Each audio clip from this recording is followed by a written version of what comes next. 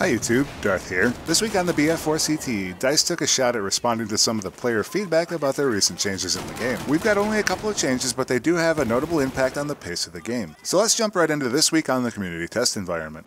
First and foremost, the big changes this week came to the medic bags. There's been a lot of tweaking and feedback based on the community's response to the current big bag and little bag mechanics in Battlefield 4. I talked some last week about how the first aid pack, that's the little bag, got a pretty big buff. No longer is it affected by suppression, however, it would stop healing the player if they took damage. This effectively made it the on-the-move healing solution. Well, this week it got a little bit better still, and now it will start healing 1 second after taking damage, whereas before it was 1.5 seconds. Last week I also talked about how I felt about the medic bag, that's the big bag, and I felt like it was being left behind. After playing on the CTE this past week, I feel like I've got a great complementary tool to the more aggressive-minded little bag. Now the medic bag will start healing the player within 2 seconds of damage and 1.5 seconds of a suppression increase. Compare that to live servers where it is more like 5 to 7 seconds and any suppression will stop the effect. Now the suppression effect has to increase to cause the healing to stop. What means is that the medic bag is a great tool for posting up and defending a position, while the first aid pack is more suitable for healing on the move or tossing to teammates on the run. Now it might sound kinda strange, but I found that running with both bags on the CTE was actually a viable strategy. That is, if you don't mind giving up that second gadget slot.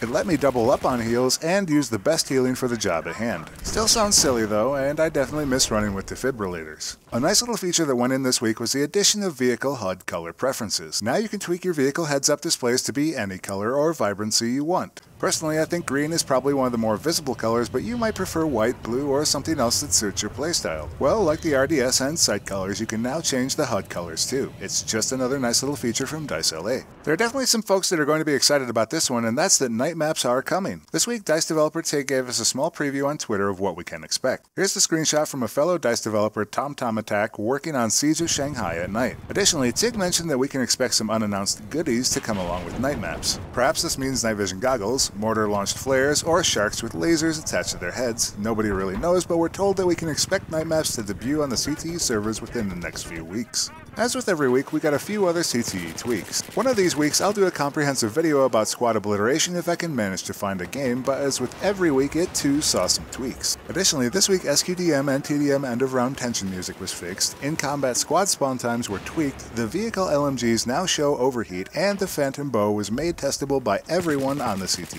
So it was a pretty light week on the community test environment, but we've got some exciting things coming up. DICE developer Tig mentioned this week that they're starting to put together a patch for the changes that are currently on the CTE. Though which changes will be in that patch, we do not know. Keep in mind that it takes time to put together a stable build, test it, and get it through Microsoft and Sony's console certification. This means that we can probably expect a patch around the end of winter or March if you're not in my hemisphere. That's it for this episode of CTE Sunday. If you're new around here, please be sure to check out my channel and consider subscribing. And as always, thanks for watching, and I'll see you next time, YouTube.